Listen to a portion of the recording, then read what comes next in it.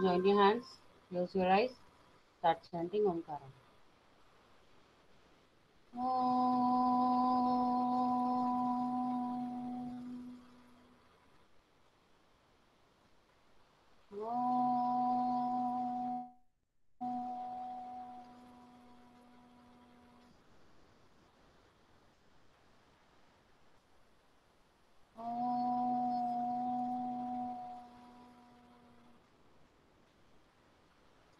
सायराम।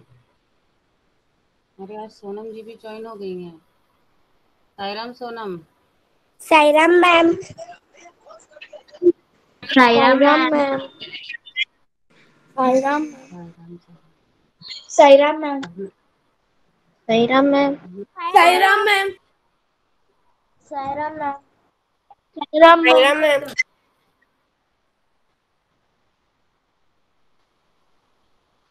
सायराम, मैं आपको दीक्षा ऐप से फसलों की, कल हमने शुरुआत कर दी थी फसलों के त्योहार का।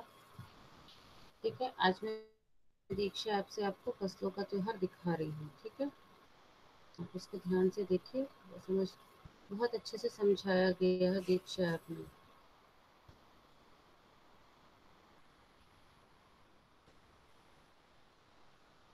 एक मिनट बताने के लिए।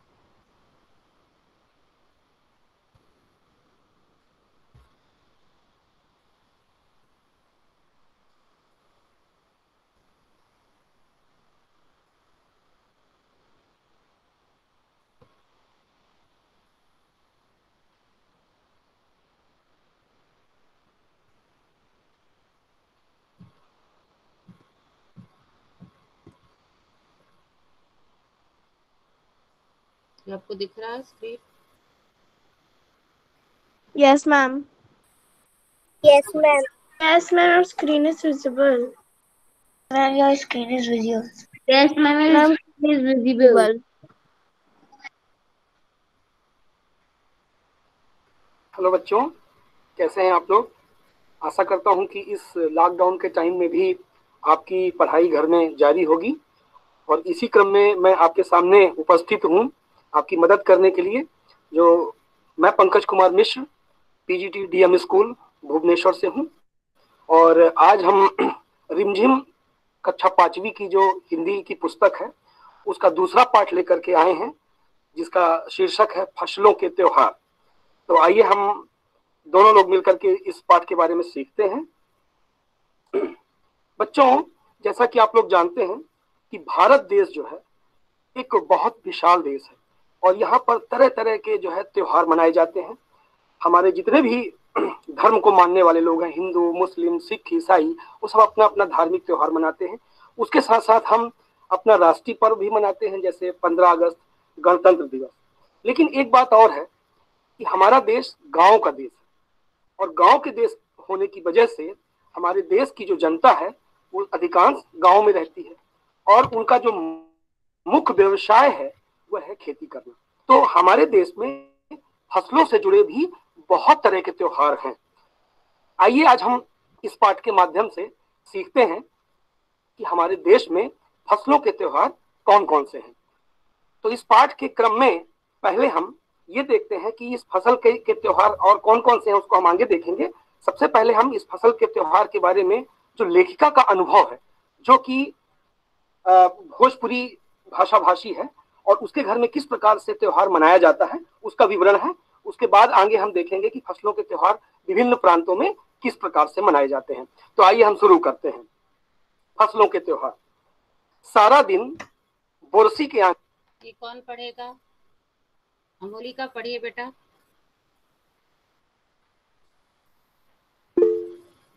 Yes, ma'am.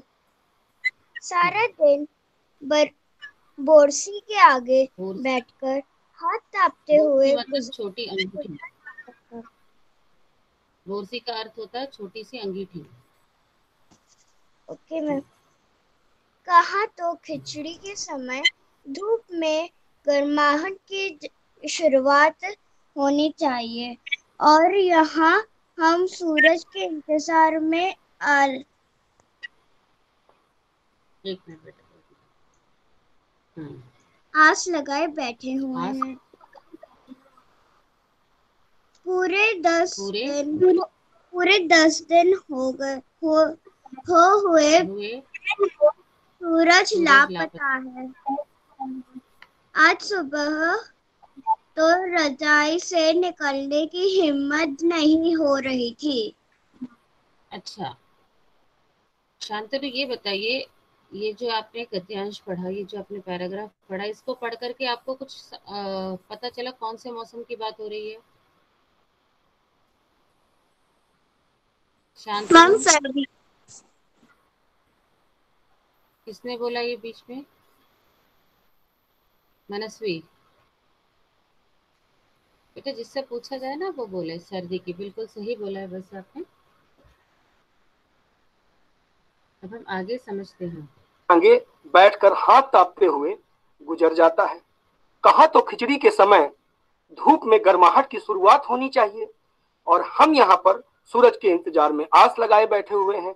पूरे 10 दिन हो गए, सूरज लापता है। आज सुबह तो रजाई से निकलने की हिम्मत ही नहीं हो रही है। बच्चों, यहाँ पे लेखिका कहती है कि सारा दिन बोरसी, बोरसी जो है एक अंगीठी होती है। नॉर्थ इंडिया में जब बहुत ठंड पड़ती है तो अपने शरीर में गर्माहट बनाए रखने के लिए लोग अंगीठी में जो है आग तापते रहते हैं। तो लोग वहां पर बैठे रहते हैं, क्योंकि उस समय खिचड़ी के समय में वहां पर धूप नहीं निकलती, सूरज लापता रहता है, पूरा दिन ठंड रहता है। तो सब लोग वहां पर बोरसी के आगे हाथ तापते हुए बैठे रहते हैं, और लोग जो है घर में रजाई के अंदर रहते हैं। किसी की भी निकलने की हिम्मत नहीं होती, इतनी ठंड होती है, इतनी ठंड होती है। अब आगे हम देखते हैं, बाहर देखने से तो ये वाला जो पैराग्राफ है ये कौन पढ़ेगा? विनम्र, विनम्र यस मैम। पढ़िए। बाहर देखने से तो समय का अंदाजा बिल्कुल नहीं हो और रहा, लेकिन घर में हो रही चहल पहल अब पता चल रही है। रहा कर कानों में कान ऐसी चापाकल, चापाकल मतलब हैंडपंप। Yes ma'am. चापाकल के कि बच्चे जो मैं कठिन शब्द के अर्थ बता रही हूँ उसको अपनी कॉपी में लिखते भी रहिए, किताब में या कॉपी में लिख लीजिए। चलने और पानी के गिरने की आवाज तो कभी किसी के हाँक लगाने की आवाज आ रही थी। जो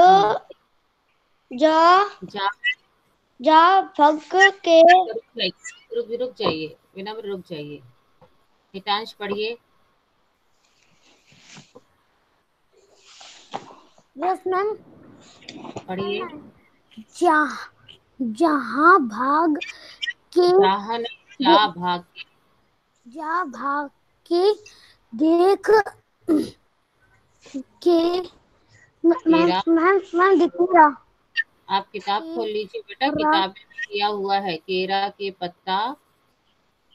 जा देखा कीड़ा के पत्ता आई कीना। अब आज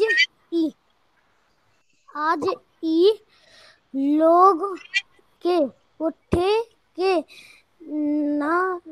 नईखे का बोल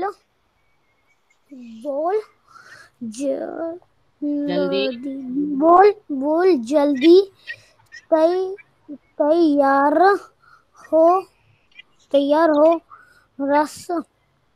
हो खस। अब तो उठने में ही भलाई है। अच्छा, अक्षता आप बता सकती है बेटा ये अक्षिता,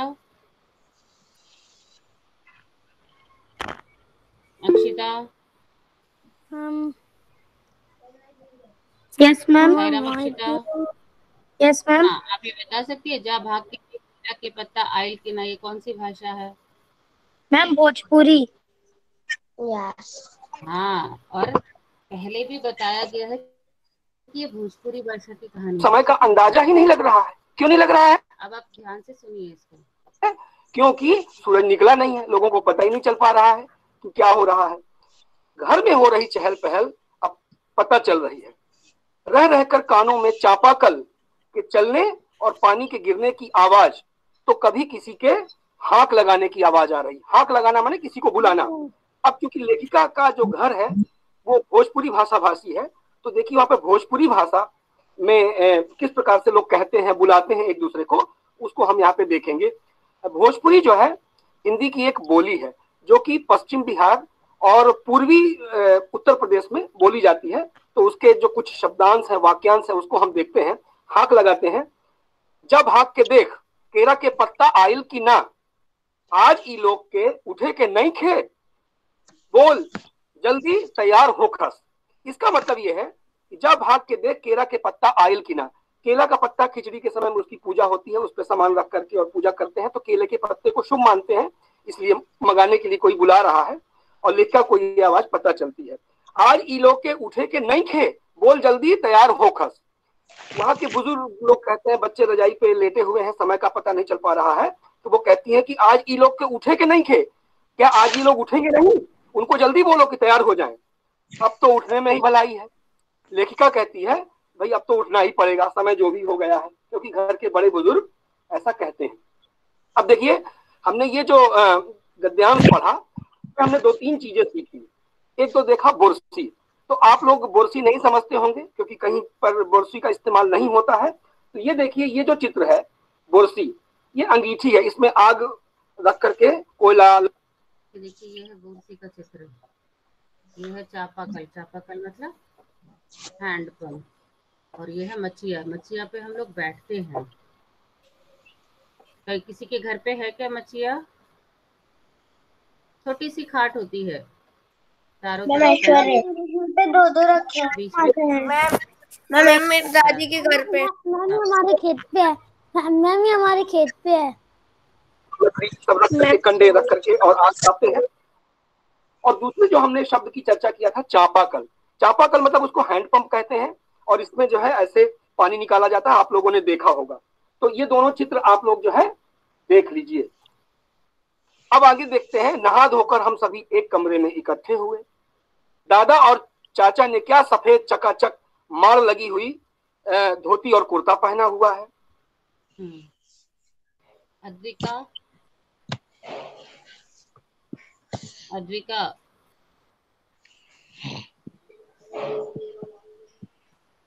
अद्विता, अद्विका और अद्विता में कोई है क्या? Yes ma'am. हाँ, अद्वित, कोई जो भी है, अद्विता या अद्विका, दोनों में से कोई एक बच्चा ये पढ़े नहा धोकर। Okay okay ma'am. नहा धोकर हम सभी एक कमरे में इकट्ठा हुए। दादा और चाचा ने क्या सफेद चकाचक मांड लगी धोती और कुर्ता पहना हुआ है। खिचड़ी में ऐसन खान हम ठंड है, ठंड है अद्विता, नहीं। हम पहले कबो ना देख नी सारा दे कनकना देता है। पापा ने कहा शायद आज धोती में उन्हें ठंड कुछ ज्यादा लग रही है। पहले के जमाने में बेटा धोती कुर्ता पहना जाता था, ठीक है, और उस पर माड़ लगाया जाता था। माड़ का क्या अर्थ है, कोई बता सकता है? माड़ लगाना कोई बता सकता है? हम लोग कॉटन साड़ी लगाना। रिवाइव करते हैं, कड़क करते हैं। आपने देखा होगा अपनी मम्मी को जो कॉटन की साड़ियाँ हैं। बेटा किसका माइक अनम्यूट है? प्लीज माइक बंद कर लीजिए अपना। तो माड़ लगाना मतलब जो हमारी कॉटन की साड़ियाँ हैं, आपने ध्यान दिया होगा, अगर आपने ध्यान नहीं दिया होगा तो कभी ध्यान दीजिएगा कि मम्मी अपने कॉटन की साड़ी, जो सूती कपड़े होते हैं, उनमें मार लगाती, रिवाइव करती हैं। आजकल तो लिक्विड रिवाइव भी आ गया है और पाउडर भी आ गए हैं, ठीक है। जिसको रिवाइव करती है ताकि वो कड़क हो जाए, फिर पहनने में बहुत एकदम अच्छे से बैठ जाती है साड़ी, ठीक है। जिसके घर में नहीं है आप वो देख लीजिएगा, मम्मी से पूछिएगा तो मम्मी आपको बताएंगी कि किससे करती हैं। अब माड़ क्या है जो हम लोग नए जमाने में रिवाइव इस्तेमाल करते हैं, तो पहले के जमाने में जो चावल का जो माड़ होता है उसको लोग लगाते हैं ताकि कपड़ा जो है टाइट रहे। तो इस प्रकार से उन्होंने आज खिचड़ी के अवसर पे पहना हुआ है। अब पिताजी क्या कहते हैं, खिचड़ी में ऐसन ठाड़ हम पहले कब्बो ना देखनी, सारा देह कनकना देता। पिताजी ने कहा, पापा ने कहा, शायद आज धोती में उन्हें ठंड ज्यादा लग रही है। जो पिताजी को जब ठंड लग रही है तो उन्होंने भोजपुरी भाषा में कहा कि खिचड़ी में ऐसा ठाड़ हम पहले कब्बो ना देखनी, सारा देह कनकना देता। मतलब खिचड़ी, मतलब जो खिचड़ी का पर्व जो 14 या 15 जनवरी को मनाया जाता है, उस समय बहुत ठंड पड़ती है नॉर्थ इंडिया में। बेटा यहाँ पर खिचड़ी का अर्थ ये निकाल रहे हैं और मकर संक्रांति के त्योहार से निकाल रहे हैं कि मकर संक्रांति के दिन उनको मतलब उनको इतना अंदाजा नहीं था कि पहले इतना ठंड नहीं पड़ता था, आज इस बार कुछ ज्यादा ठंड तो पिताजी कहते हैं उनको सुबह नहाना पड़ा कि खिचड़ी में ऐसी जो ठंड है वो हमने आज तक कभी, कब्बो माने कभी नहीं देखा, सारा देह कनकना जाता है, यानी देह में पूरी सुरसुरी उठती है, इतनी ठंड पड़ती है, रोम खड़े हो जाते हैं। पिताजी ने कहा क्योंकि आज उन्हें बहुत ठंड लग रही है। सामने मचिया पर दादी पर खादी की सफेद साड़ी पहने हुए। अब ये कौन पढ़ेगा? कार्तिका पढ़िए। Yes ma'am. सामने मचिया पर खादी की सफेद साड़ी पहनते हुए दादी बैठी थी।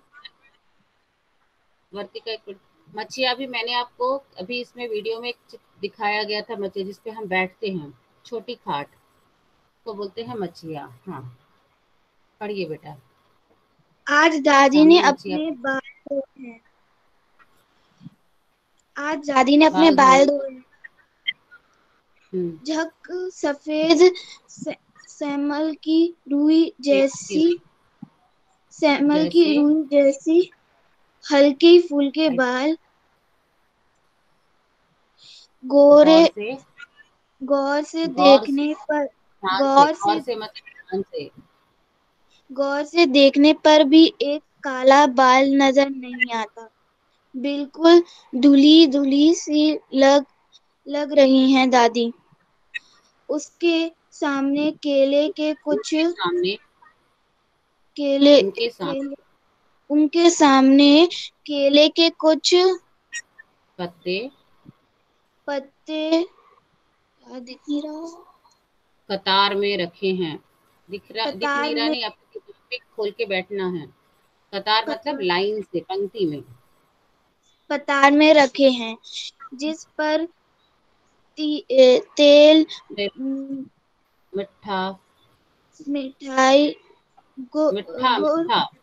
मिठा चावल आदि के छोटे छोटे ढेर पड़े हुए हैं।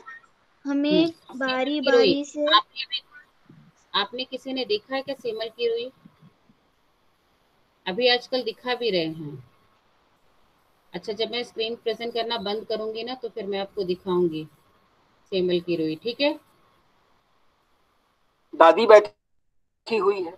आज दादी ने अपने बाल धोए हैं, झक सफेद सेमल की रुई जैसे हल्के फुल्के बाल, गौर से देखने पर एक बाल भी काला नजर आता है। बिल्कुल धुली धुली सी लग रही है दादी। उनके सामने केले के कुछ पत्ते कतार में रखे हुए हैं, जिस पर तिल, मीठा गुड़, चावल आदि के छोटे छोटे ढेर रखे हुए हैं। तो दादी आज खिचड़ी के अवसर पर दादी मचिया के सामने बैठी हैं, उन्होंने बाल धोए हैं। उनके बाल जो है सेमल की रुई, सेमल एक होता है, पौधा होता है, उसके फलों से रुई निकलती है, वो बहुत अच्छी क्वालिटी की रुई मानी जाती है, उससे तकिया बनाई जाती है। तो उसके बाल ऐसे लग रहे हैं और दादी ने बाल धोए हैं। दादी के बाल बिल्कुल भी काले नहीं है, पूरे सफेद है, सेमल रुई की तरह। और उनके सामने केले के पत्ते हैं, जिसपे मीठा गुड़, तिल, ये पूजा करने के लिए कुछ ढेर में रखा हुआ है, और चावल आदि के गुड़ उसमें ढेर पे रखा हुआ है। हमें बारी बारी से सभी चीजों को छूने के लिए कहा गया, प्रणाम करने के लिए कहा गया, और जब हम सब ऐसा कर लें तो उसे इकट्ठा करके दान दे दिया जाता। अब यहाँ पे बात आती है कि खिचड़ी में चावल, तिल, इसका दान भी किया जाता है। नॉर्थ इंडिया में जो मकर संक्रांति है उसको वहां पर खिचड़ी का पर्व भी कहते हैं, तो उस पर ये सब चीजों को दान करने का भी एक विधान है हमारे देश में। अब देखिए, फसलों के त्योहार में जो पाठ में जो हमारे जो शब्द आए हैं, अंगीठी, बोरसी मीन्स अंगीठी, चापाकल माने हैंडपंप, बम्बा, बर्मा। इसको लिख लीजिए बेटा सब बच्चे। Okay ma'am. ये जो कठिन शब्द है उसके अर्थ है, बोरसी मतलब अंगीठी, चापाकल मतलब हैंडपंप, बम्बा, बर्मा, मचिया छोटी चौकोर चौकी जो खाट की तरह सुतली से बुनी गई है, कतार मतलब लाइन में, क्रम से।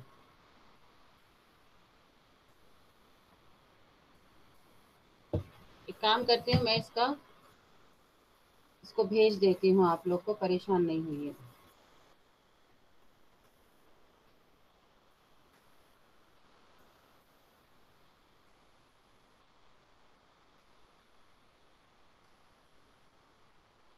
चले आगे पढ़े हम, मैंने इसको भेज दिया। मचिया हमने आपको दिखाया था। तो छोटी चौकोर चौकी जो खाट की तरह सुतली से बुनी गई है। आजकल हम नए जमाने में कुर्सी इस्तेमाल करते हैं, लेकिन पहले के जमाने में छोटी सी खटिया होती थी। और कतार हमने बताया था कि केले के पत्ते कतार में रखे हैं, यानी क्रम से रखे हुए हैं।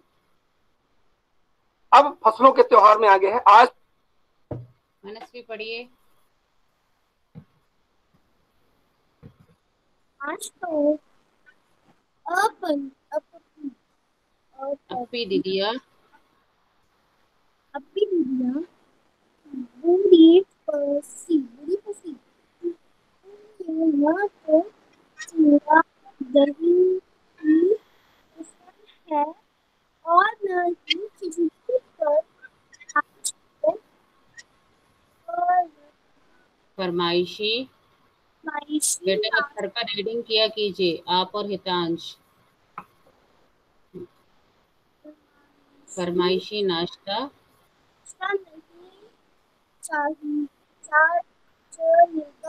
नहीं चलेगा। अब आप रुक जाइए, अब पढ़े दूरवा।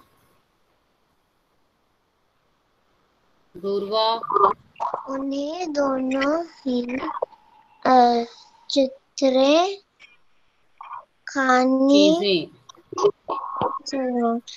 चीजें खानी पड़ेगी। आज खिचड़ी जो है खिचड़ी खाने के बाद सब गया से आए। तिल गुड़ और चीनी के तिलकुट के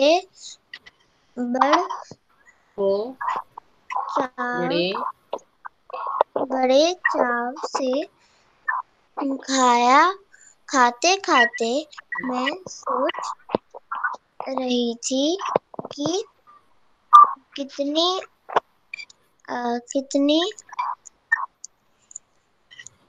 अलग है ना यह खिचड़ी, कितनी अलग है ना खिचड़ी जो हम बना रहे हैं। अच्छा, कितने बच्चों ने चूड़ा दही खाया है? दूरवा प्लीज म्यूट योरसेल्फ बेटा। कितने बच्चे जानते हैं चूड़ा दही? चूड़ा और दही खाए। चूड़ा मतलब पोहा। किसी ने खाया है?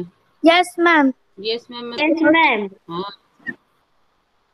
जो नॉर्थ इंडिया है ना उसमें चूड़ा दही खाने का बहुत रिवाज है, बहुत अच्छा माना जाता है। वहाँ चूड़ा दही अक्सर खाया जाता है। जो कच्चा पोहा है उसमें दही मिलाया जाता है और उसको नमक जैसा जिसका टेस्ट है, नमक और या शक्कर जिससे जैसा खाना चाहते हैं वैसे खाते हैं। ठीक है। और गया, गया क्या है? अच्छा, एक प्रश्न है, लिख लीजिए कॉपी में। गया किस लिए प्रसिद्ध है? गया के बारे में आपको जानकारी इकट्ठा करना है। गया एक जगह का नाम है, इसके बारे में आपको जानकारी इकट्ठा करना है कि गया में क्या चीज बहुत फेमस है, क्या प्रसिद्ध है, गया क्यों प्रसिद्ध है। ठीक है, आगे बढ़े। तो अपनी दीदिया बुरी फंसी, उन्हें ना तो चूड़ा दही पसंद है और ना ही खिचड़ी, पर आज तो उनको फरमाइशी नाश्ता चलेगा। उन्हें दोनों ही चीजें खानी पड़ेंगी। आज खिचड़ी जो है, खिचड़ी खाने के बाद सभी गया से आए तिल गुड़ और चीनी के तिलकुट को बड़े चाव से खाया। खाते खाते मैं सोच रही थी कितनी अलग है यह खिचड़ी जो हम मना रहे हैं। अब उनके यहाँ जो दीदी हैं, उनकी अप्पी दीदी, उनको चूड़ा दही, क्योंकि खिचड़ी में चूड़ा दही खाने का भी रिवाज है और खिचड़ी भी खाते हैं जो बनाई जाती है, लेकिन ये चीजें अप्पी दीदी को पसंद नहीं है, लेकिन आज तो खाना पड़ेगा क्योंकि आज के दिन खाते हैं, तो यहाँ पर है। और दूसरी चीज आपको बच्चों में बता दूं, बिहार में एक शहर है जो यहाँ पर लिखा हुआ है गया। गया का जो तिलकुट है वो बहुत प्रसिद्ध है। एक्चुअली वो तिल गुड़ और चीनी से बनाया जाता है। इसके अलावा भी गया बहुत प्रसिद्ध है, आपको पता करना है क्यों प्रसिद्ध है। जैसे मध्य प्रदेश में एक शहर है ग्वालियर, ग्वालियर में जो गजक बनता है वो भी तिल से बनाया जाता है। तो नॉर्थ इंडिया में चूंकि ठंड बहुत पड़ती है और तिल जो होता है वो गर्म होता है, इसलिए तिलकुट, तिल के लड्डू ये सब बनाने और खाने का रिवाज है। अब लेखिका यहाँ पे बताती है कि वो स्कूल में खिचड़ी कैसे मनाती थी। स्कूल में हम जो खिचड़ी मनाते थे उसकी अलग ही मस्ती हुआ करती थी। ये अक्षिता पढ़िए। मैम अक्षिता। मैम पढ़िए। Yes ma'am. पढ़िए बेटा। Yes ma'am. स्कूल में हम जो खिचड़ी मनाते थे उसकी अलग ही मस्ती हुआ करती थी। छुट्टी का दिन नाव में बैठकर गंगा नदी की सैर और फिर टापू पर बालू में दौड़ते हुए पतंग उड़ाना या उड़ाने की कोशिश करना, कितना मजा आता था। इधर हम पतंग उड़ाते थे और वहीं थोड़ी दूर पर गुरुजी, विमला, दिग्या, आनंद जी, झिलमिट भैया सब मिलकर ईंट से बने चूल्हे पर बड़े बड़े कढ़ाइयों में खिचड़ी बनाते थे। खड़ा हम भी कड़ाहों में बीच खिचड़ी बीच में अपनी पतंगों को सुस्ताने का मौका देते हुए मटर और प्याज छीलने बैठ जाते। वैसी खिचड़ी फिर दोबारा खाने को नहीं मिली। वाकई दंग कैसा भी हो, पर ये खुशियाँ का त्योहार। खुशियों का त्योहार। ठीक है। सुस्ताने मतलब आराम करना। ठीक है। स्कूल में जो इसमें जो लेखिका है वो किसका बता रही है, जब वो स्कूल में पढ़ती थी तो उनके स्कूल में कैसे मनाया जाता था।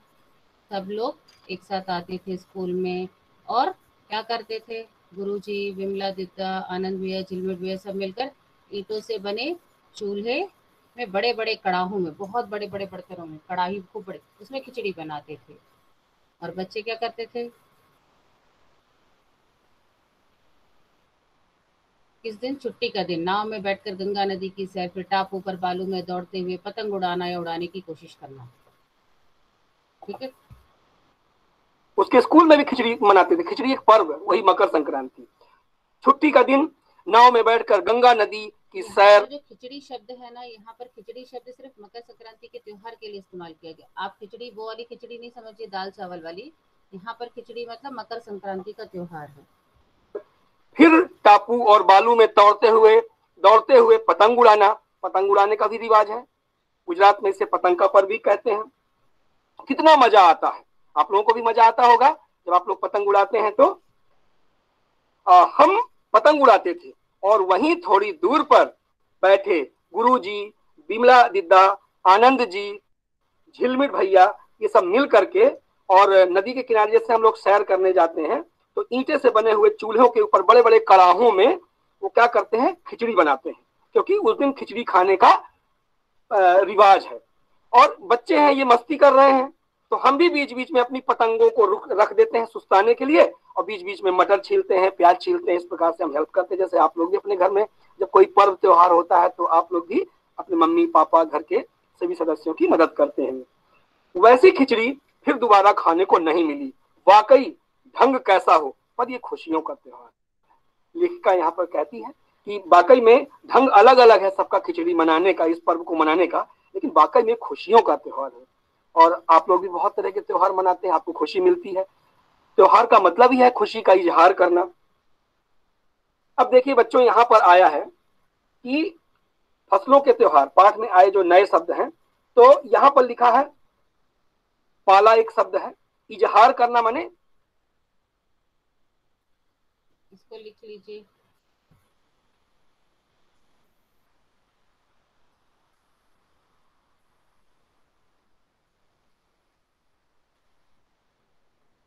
चलिए मैंने इसको भेज दिया, खुशी आराम से लिख लीजिएगा। जाहिर करना, बताना। और तिलकुट हमने बताया जो गुड़ चीनी और कूटे हुए तिल से बनी एक प्रकार की मिठाई या लड्डू होता है। तो ये जो शब्द है ये आप लोग समझ लीजिए। पाला जो होता है, नॉर्थ इंडिया में ठंड पड़ती है उसको पाला मारना कहते हैं। तो पाला जो होती है हवा में मिले हुए भाप के सूक्ष्म कण जो होते हैं वो सफेद तह की तरह पेड़ पौधे में आके जम जाते हैं और जिससे फसल नष्ट हो जाती है। तो इसलिए नॉर्थ इंडिया में लोगों को पाला पड़ने से बहुत डर लगता है, किसानों को इससे बहुत डर लगता है, क्योंकि उस समय जब फसल जनवरी के समय में फसलों में फूल आते हैं तो वो फूल को ही नष्ट कर देती है। तो इस प्रकार से पाला होने से किसानों को बहुत डर लगता है। अब देखिए, अब हम आते हैं मेन पॉइंट पे कि हमारे यहाँ जो फसलों के त्योहार हैं कब से कब मनाए जाते हैं और उस समय क्या क्यों मनाए जाते हैं, इसके बारे में देखते हैं। क्या हुआ बेटा? मैम पाला पड़ने का मतलब क्या होता है? जनवरी माह के मध्य यानी जो खिचड़ी है मकर संक्रांति है वो 14 या 15 जनवरी को मनाई। हवा मिले हुए भाप के सूक्ष्म कण जो अधिक ठंड पड़ने पर सफेद तह के रूप में पेड़ पौधे पर सफेद एक व्हाइट कलर का तह जम जाता है बेटा ठंड में, आपने देखा होगा, जिसके कारण क्या होता है जो पेड़ पौधे हैं ना वो नष्ट हो जाते हैं, खराब हो जाते हैं। जब उसमें फूल लगते हैं ना उसके ऊपर पड़ जाता है व्हाइट कलर का, जिसके कारण क्या होता है कि जो पेड़ पौधे हैं वो नष्ट हो जाते हैं, इससे फसल को बहुत नुकसान होता है। मैं फंगस। फंगस नहीं, देखो जरा ध्यान से एक बार और सुनिए।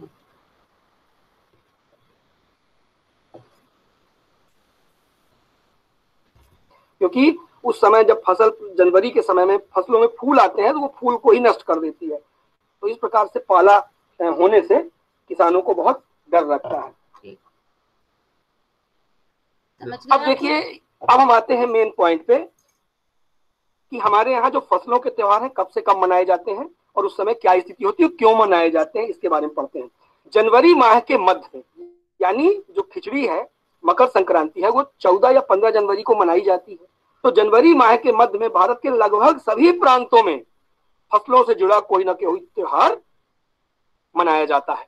कोई फसलों के त्योहार तैयार हो जाने की खुशी बांटता है कि चलो भाई फसल तैयार हो गई है, और अब कुछ लोग इस उम्मीद में खुशी मनाते हैं कि पाला कम होगा, सूरज की गर्मी बढ़ने से खेतों में खड़ी फसल बढ़ने लगेगी।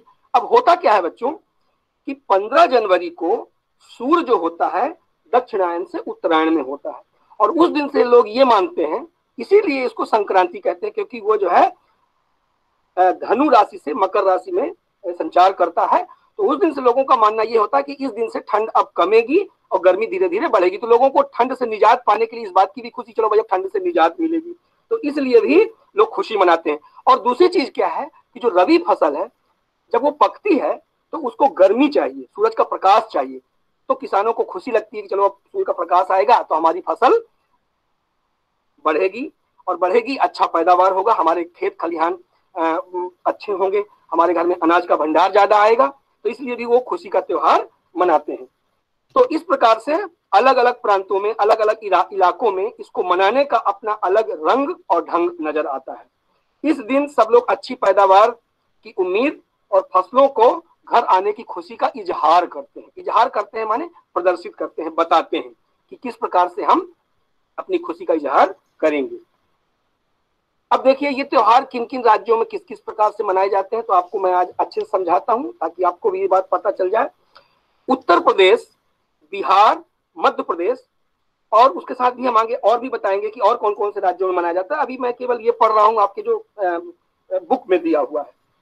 में मकर संक्रांति या तिल संक्रांति कहते हैं और इसी त्योहार को असम में बिहू के रूप में मनाते हैं। केरल में इसको ओणम कहते हैं, तमिलनाडु में इसे पोंगल कहा जाता है और पंजाब में इसको लोहड़ी कहते हैं और झारखंड में जो हमारे एक जनजाति बहुल प्रदेश है वहां पर की जनजातियां जो हैं उसको सरहुल नाम से पर्व का पालन करती हैं और गुजरात में इसे पतंग का पर्व कहते हैं। अभी हमने पिछले समय इसकी चर्चा किया कि हम लोग पतंग भी उड़ाते हैं, तो गुजरात में इसे पतंग का पर्व कहते हैं। ठीक है, सभी खेती और फसलों से ये जुड़े त्योहार हैं। इन्हें जनवरी से मध्य और अप्रैल तक इनको अलग अलग समय में मनाया जाता है। अब आइए हम देखते हैं कि इसको कैसे कैसे मनाया जाता है और किन किन राज्यों में इसको क्या कहते हैं। अब देखिए बच्चों, ये हमारा भारत का नक्शा है, आप ये देख रहे हैं। तो ये देखिए हमने यहाँ पे कुछ कुछ राज्यों के नाम लिखे हैं। जैसे पंजाब है ये, तो पंजाब में इसको लोहड़ी कहते हैं। अब यहाँ पे बहुत सारे राज्य हैं, मध्य प्रदेश है, उत्तर प्रदेश है, राजस्थान है और ये छत्तीसगढ़ भी है, बंगाल भी है, बिहार है और इधर आपका उत्तर प्रदेश है। ये सारे राज्यों में इसको मकर संक्रांति कहते हैं। गुजरात में इसको पतंग का त्योहार कहते हैं, महाराष्ट्र में इसको तिलगुड़ का त्योहार कहते हैं और केरल में इसको ओणम कहते हैं और तमिलनाडु में पोंगल कहते हैं और वेस्ट बंगाल में सरहुल कहते हैं, अरुणाचल प्रदेश में इसको पाणुन कहते हैं, पानुड़, और उत्तराखंड में इसको घुघुतिया कहा जाता है। उत्तराखंड का जो कुमायूं क्षेत्र है वहां पर। अब मैं आपको एक चीज और बता दूं, उत्तराखंड है ना बेटा, उसको दो भागों में बांटा गया है, एक गढ़वाल और एक कुमाऊं। जो कुमाऊं भाग है ना उसमें उसको घुघुतिया, कुमाऊं में मकर संक्रांति को घुघुतिया भी कहते हैं। इस पाठ में इस बात का वर्णन नहीं है कि जनवरी से और अप्रैल के मध्य में मनाया जाता है, लेकिन उड़ीसा में भी एक त्योहार मनाया जाता है, फसलों का त्योहार, जिसे नुआखाई पर्व कहते हैं। लेकिन ये जनवरी और अप्रैल के बीच में नहीं मनाया जाता है, लेकिन उड़ीसा में भी नुआखाई का पर्व फसलों का ही त्योहार है जो कि मनाया जाता है, इसलिए मैं आपको यहाँ पे मैंने बताया है। अब देखिए बच्चों, हम देखते हैं कि कौन कौन से राज्यों में कौन कौन से पर्व मनाए जाते हैं। इसकी हमने एक लिस्ट यहाँ पे,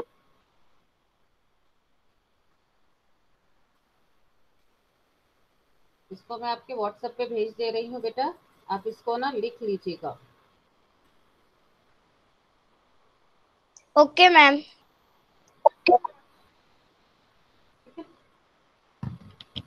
एक मिनट में इसको ऊपर कर दो तो आपको क्लियर हो जाएगा। क्लियर नहीं था तो आपको पूरा क्लियर हो जाएगा कि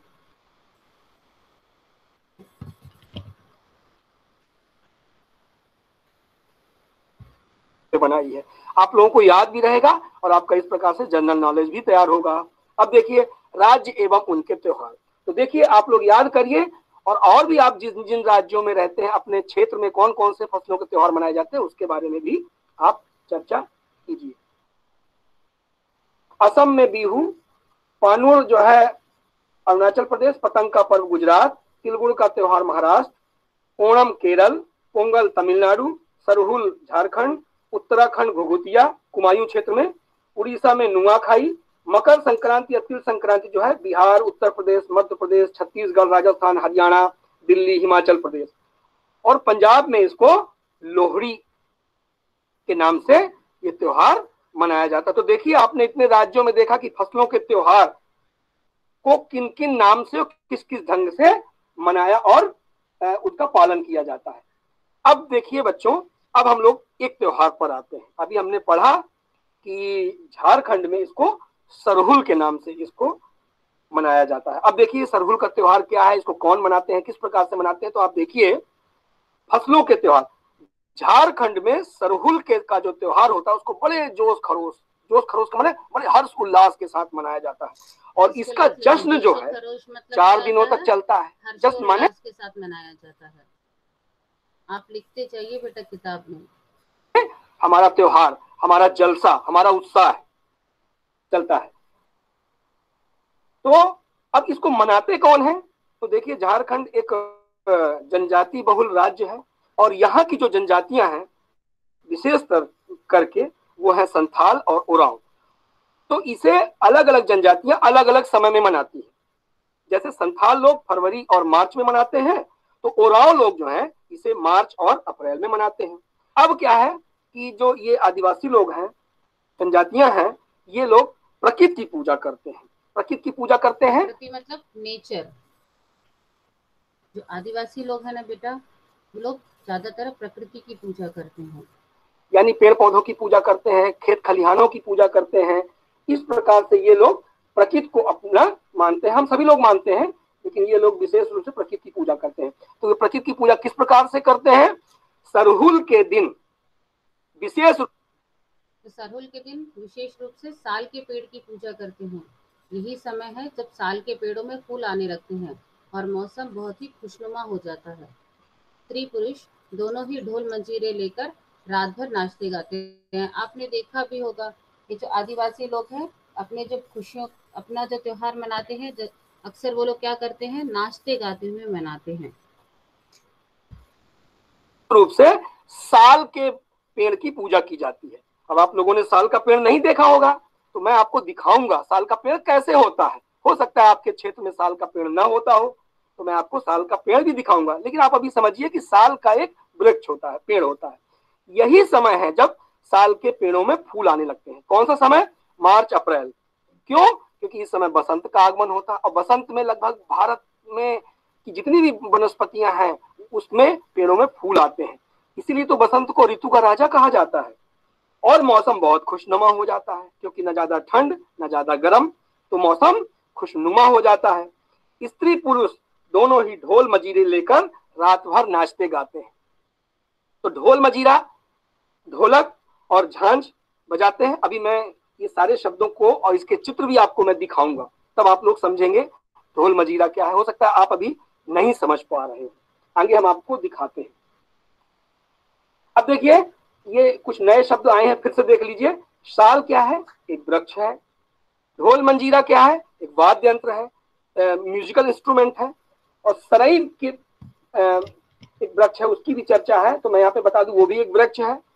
और जश्न का मतलब होता है उत्सव और जलसा। अब देखिए, फसलों का त्योहार में ये लोग आगे और कैसे कैसे मनाते हैं। सरहुल के त्योहार को कैसे मनाया जाता है? तो चारों ओर फैली छोटी छोटी घाटियां, लंबे लंबे साल के वृक्ष बहुत लंबे लंबे होते हैं। आसपास बसे छोटे छोटे गांव हैं। लिपे पुते, सबके घर में लिपा पुता मतलब कच्चे घर होते हैं, उसको बेटा गोबर वगैरह से लीपा जाता है ताकि वो बहुत साफ दिखे, जो मिट्टी है वो उड़े नहीं। गोबर से, मिट्टी से, सफेद मिट्टी से पोत करके और घर को बढ़िया सुंदर सजाया जाता है। करीने से बुहारे, और उसको ना उस पर डिजाइन भी बनाए जाते हैं, बहुत तरह के डिजाइन बनाए जाते हैं ताकि बहुत सुंदर लगे। आपने देखा है क्या किसी ने? किसी ने देखा है? अनन्या, आपने देखा है?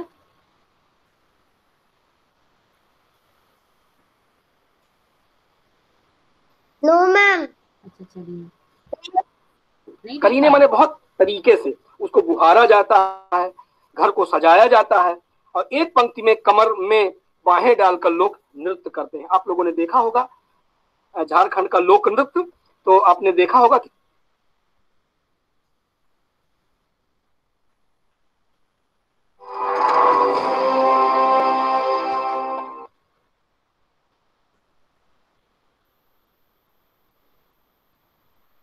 अब बेटा हम इसको यही समाप्त करते हैं, काफी टाइम हो गया है, ठीक है।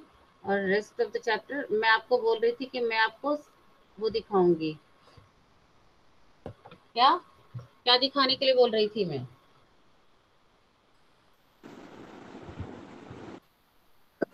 मैम सेमल का मैम सेमल का रुई, सेमल की रुई। रुई। देखो आप मैम सेमल सेमल की की रुई। रुई। मैम सेमल मेरे की घर के रुई। पास सेमल का पेड़ भी है। किसके घर में है? देखिए ये है मैम अक्षता। उसकी रुई।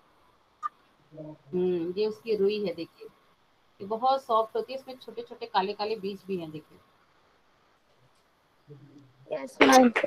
ये नहीं दिख रहा। ठीक है, क्लियर दिख रहा है? Yes ma'am. Yes ma'am. ठीक है, ये है, यस मैम दिख रहा है। दिख रहा है ना? हाँ, ये है सेमल की रुई। ठीक है, अब हम इसके आगे का पार्ट हम अगली कक्षा में करेंगे। ठीक है, इसके आगे का जो भी भाग है उसको आपको बहुत अच्छे से समझ आ गया पार्ट? Yes ma'am. ठीक है, यस मैम क्लियरली। अब यस मैम। ये जो पेड़ का भी वर्णन किया गया है, आप इतना बहुत अच्छे से पढ़ के रखिएगा। ये दोनों वीडियोस जो है वो मैं आपको व्हाट्सएप पे भी शेयर कर दूंगी। अगर आपके, हाँ रेखा कुछ कहना है क्या? माइक ऑन कर लीजिए। मैम आप जो होमवर्क भेजती हो वो मुझे मिलता है। क्यों नहीं मिलता बेटा? आप व्हाट्सएप ग्रुप में ज्वाइन नहीं हो क्या? Yes ma'am. आप व्हाट्सएप ग्रुप में ज्वाइन नहीं हो क्या? No ma'am. क्यों? मैम मैं पहली बार पढ़ी हूँ। हाँ तो एक काम कीजिए, पापा जी अभी आप बाद में मुझसे बात कीजिएगा, क्लास के बाद रुक जाइएगा, मैं आपसे आपको बता दूंगी। ठीक है बेटा? हम्म, इस ये दोनों वीडियोस जो है बेटा मैं एक बार और भेज दूंगी। आज मैं पहला वाला वीडियो भेजूंगी और आप ध्यान से उसको देखिएगा। तो बहुत अच्छे से वर्णन किया गया है, चीज़ों को बहुत अच्छे से समझाया गया है। ये जो पूरी कहानी है ना बेटा, ये जो लेखिका है ये उत्तर प्रदेश की है। वहाँ पर चूड़ा दही हर चीज में, हर शुभ काम में चूड़ा दही खाने का बड़ा रिवाज है। ठीक है, और स्पेशली वहाँ पर जो नॉर्थ साइड है उस साइड क्या होता है, खिचड़ी के दिन, खिचड़ी मतलब मकर संक्रांति के दिन दोपहर में खिचड़ी ही खाई जाती है। शायद एमपी में मकर संक्रांति का त्योहार कोई और तरीके से मनाया जाता है। कोई और बता सकता है क्या कि मध्य प्रदेश में कैसे मनाया जाता है?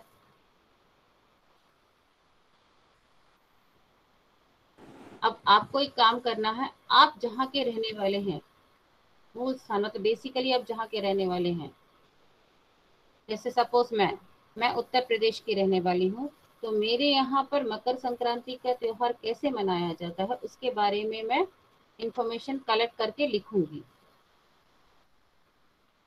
ठीक है, और उसका पीडीएफ भेजना है। ये आपका फर्स्ट एक्टिविटी है हिंदी का, इसमें आपको नंबर भी मिलेंगे। ठीक है, समझ आ गया? पहला जो कार्य आपको दिया जा रहा है कि आप जहाँ के हैं वहां पर आपको, आपके यहाँ पर मकर संक्रांति का त्योहार कैसे मनाया जाता है उसके बारे में इंफॉर्मेशन कलेक्ट करना है।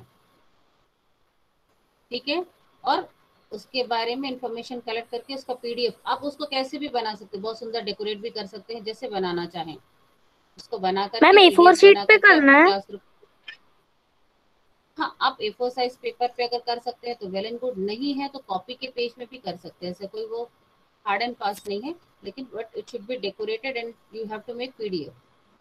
आप पावर पॉइंट भी मैम बना कौन से सकते हैं, पेपर अगर पे आप बनना है? मनस्वी, अगर आप पावर पॉइंट भी बना सकते, पीपीटीज भी बना सकते हैं, अगर आप पीपीटी बना पाते हैं तो। ठीक, मैम क्या किसकी? बनाना? मकर संक्रांति का त्योहार आपके स्टेट में, आपके राज्य में कैसे मनाया जाता है, आप जहाँ के हैं वहां पर कैसे मनाया जाता है।